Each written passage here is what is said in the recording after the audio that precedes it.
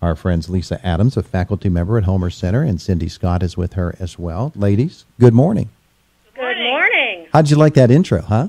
That was great. Sweet. Very good. So Selena Gomez came to Homer Center. No, wait, that's not how it went, is it? No, we haven't seen her yet. No, but you do have something very special coming up on Monday. Tell us about Homer's Heroes. Homer's Heroes is part of a grant that Lisa and I applied for and received through the IU13. And it is basically to bring education and awareness about organ and tissue donation to the school and the community.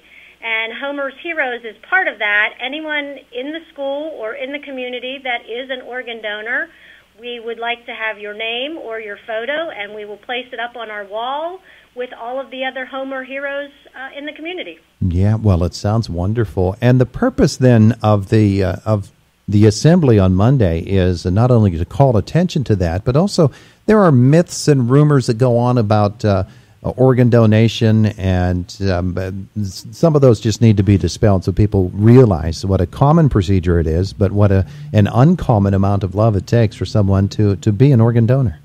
That is true. We have our kickoff assembly on Monday at 2 o'clock. We have had some of the students prepare a skit that we're going to show. We're going to show some videos. We have a donor family coming to speak. We have a recipient family coming to speak, and they are both local Homer City people, so that students will be familiar with them. And then we're going to, dispel some of those myths. We're going to ask some questions to the students and hand out some prizes and just kind of get everybody aware and know what organ and tissue donation is all about. Cindy and Lisa, give me an idea of why you went after this grant. What sort of spurred this action? Well, I am on the kidney transplant list. I have been for a year, and Lisa and I teach together at Homer, and she was asking if she could be tested to be my recipient. So I'll let you tell you how she became interested in that and got tested. Lisa, how did it work out for you? It worked out pretty well. I'm looking to donate my left kidney in January. They haven't picked out a recipient. It turned out after all of the testing that Cindy and I were not a match for each other. So we're going to do something called a bridge or a swap, where I will donate my kidney to someone who is a match, and then Cindy basically receives a coupon. So when it's time for her to get her kidney transplant, she'll be moved to the top of the list. That's a pretty interesting way to go about it. The process, I think one of the things, since you were tested, that's a good way for us to introduce that whole topic.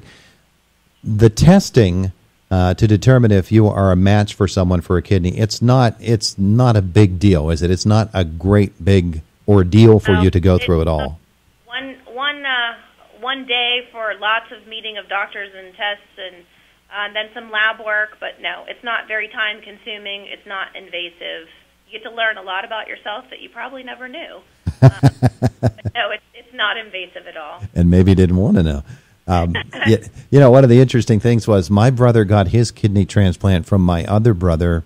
That was in 1990, and it's still going strong. And all of the kids were tested. There were, all but one were tested. So 5 of us were tested to donate, and only one of all of the siblings was a match for my brother. That was years ago, though, and since then the technology has changed so much, and the anti-rejection drugs have changed so much that someone who would not have been considered a match back in 1990 could be considered a match today. And so someone who may have been tested a long, long time ago might want to go through that process again. And there's someone out there you would be a match for, which is nice about the Bridge program. So if you're not a match for the person you'd like to help directly, you can still work it out, and it's good for everybody involved.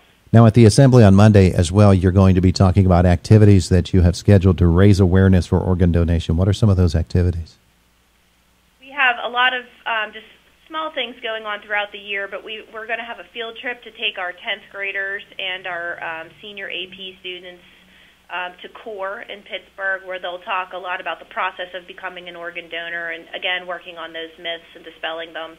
And they'll get to see a lot of different things, like where the organ recovery surgeries take place. Mm-hmm. And so moms and dads in the Homer Center School District can prepare to be inundated with materials about organ donation when their kids come home from school on Monday, huh?